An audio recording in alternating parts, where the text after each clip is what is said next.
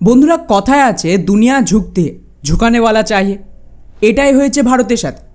যে Donald Trump কয়েক মাস আগে ভারতকে ডেড ইকোনমি বলছিল, আজ সেই ভারতের সামনে ঝুঁকতে বাধ্য হল এবং এমন মিষ্টি মিষ্টি কথা বলছে যেন শুনলেই সুগার হয়ে যাবে। কেননা ঠিক 3 দিন আগে ট্রাম্পের কমার্স মিনিস্টার দাবি করেছিল আর মাত্র 2 মাসের মধ্যে ভারত তো আমেরিকার সামনে সারেন্ডার করে দেবে আর ক্ষমাও চাইবে যাতে আমেরিকা ভারতের সাথে ট্রেড ডিল করতে রাজি হয়েছে।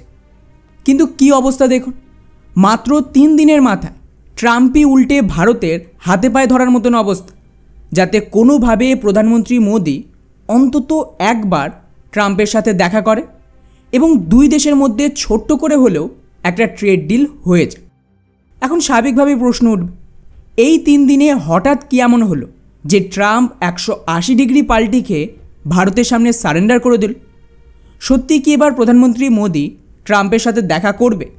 আর যদি করে তাহলে ভারত আর আমেরিকার মধ্যে ঠিক কী ধরনের চুক্তি হবে? সবটাই জানবো আজকের এই ভিডিওতে।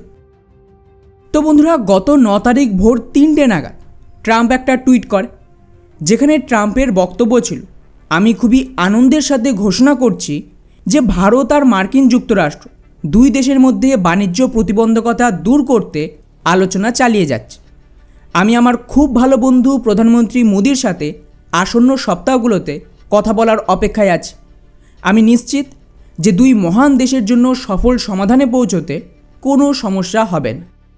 অর্থাৎ এই ট্রাম্পের টুইটে 3টে বিষয় কিন্তু স্পষ্ট। প্রথমত, ট্রাম্পের যে অতিরিক্ত ইগো ছিল সেটা শেষ। দ্বিতীয়ত, ট্রাম্প এখানে প্রধানমন্ত্রী মোদির সাথে দেখা করতে চাইছে, পিএম মোদি ট্রাম্পের সাথে না, যেটা স্পষ্ট লেখা আছে। আর তৃতীয়ত, যে করেই হোক ভারতের সাথে ভারতের শর্তে চুক্তি করতে রাজি আমেরিকা। কেননা ট্রাম্প টুইট করার সাথে সাথে ভারতের তরফ থেকেও পাল্টা বয়ান আসে, যেখানে আমাদের কৃষিমন্ত্রী সাফ জানিয়ে দিয়েছে আমেরিকার সাথে কোনো চুক্তি হবে না কৃষক, মৎস্যজীবী আর গরিবদের স্বার্থের বিরুদ্ধে। অর্থাৎ সহজ ভাষায় বললে, ভারত কিন্তু এখনও কোনো রকম কম্প্রোমাইজ করেনি। তা সত্ত্বেও ট্রাম্পের এই ঘোষণা একটাই মানে দাঁড়াচ্ছে যে আমেরিকা ভারতের শর্তেই চুক্তি করছে। এবং এখানে এই টুইট করে বেসিক্যালি ট্রাম্প একটা ইঙ্গিত দিল যাতে পিএম মোদি ট্রাম্পের সাথে একবার হলেও দেখা করে। কারণ আপনাদের জানিয়ে রাখি, কিছুদিন পরেই কিন্তু আসিয়ান সম্মেলন হয়, যেখানে ডোনাল্ড ট্রাম্প উপস্থিত থাকবে। তো ট্রাম্প চাইছে পিএম মোদিও যদি এখানে আসে তাহলে একটা সুযোগ পাওয়া যাবে মোদির সাথে সামনাসামনি কথা বলে সম্পর্ক ঠিক করার জন্য। এখন প্রশ্ন আসছে যে এসব তো বুঝলে, কিন্তু হঠাৎ করেই ট্রাম্প এইভাবে পাল্টি কেন খেল? আর ভারত কি তাতে রাজি হবে? যেমনটা আমার পুরনো ভিডিওগুলোতে বারবার আমি বলেছি, আমেরিকান দালালরা কি বলছে তাতে পাত্তা দেবেন না।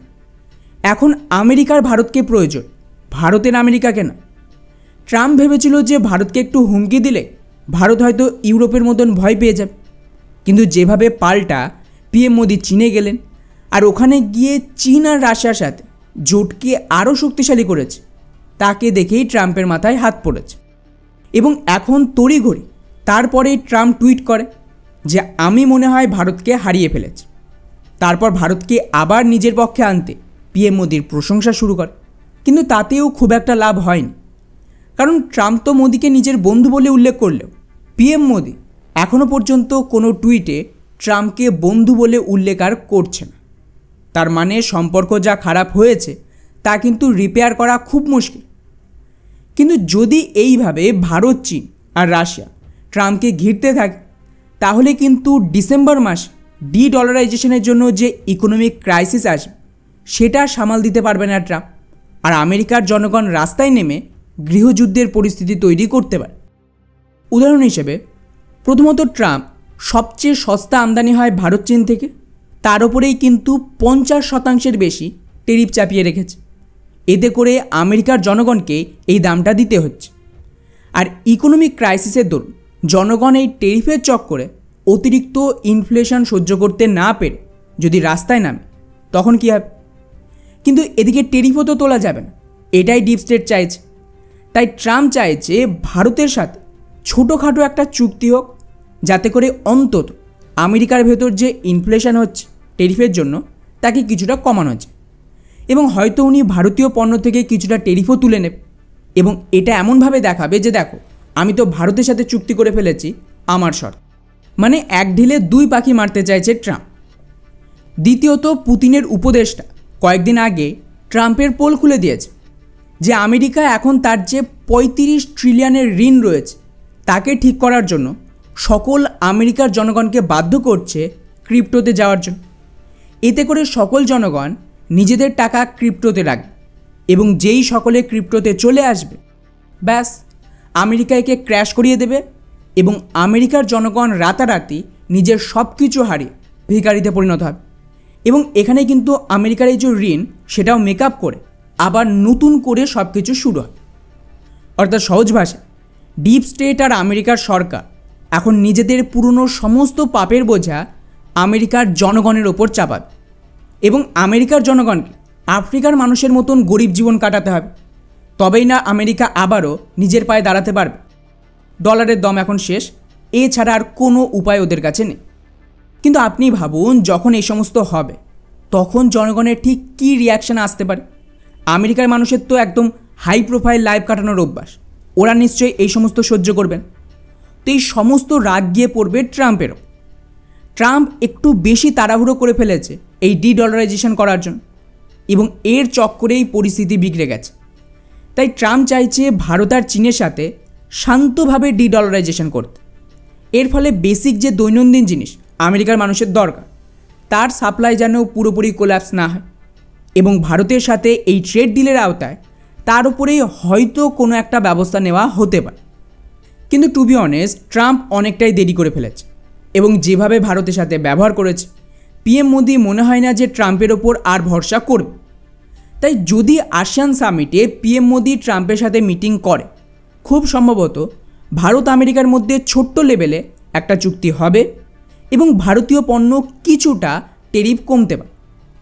আর ট্রাম্প চাইবে কিন্তু ভারত আমেরিকাতে কিছু ইনভেস্টমেন্টও করুক আর ইকোনমিক ক্রাইসিসের দরুন ভারত প্রয়োজনীয় সাপোর্ট দিক।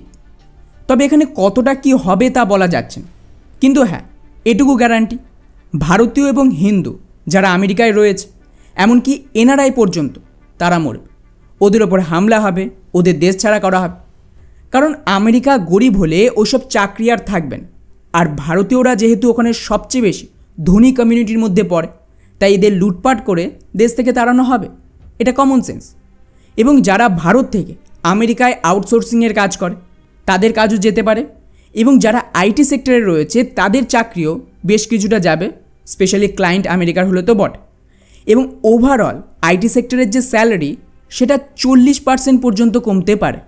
তো এই জন্যই সকলকে বলবো তার জন্য তৈরি থাকুন। ট্রাম্প ঝুঁকছে মানে ক্রাইসিস কিন্তু চলে এসেছে।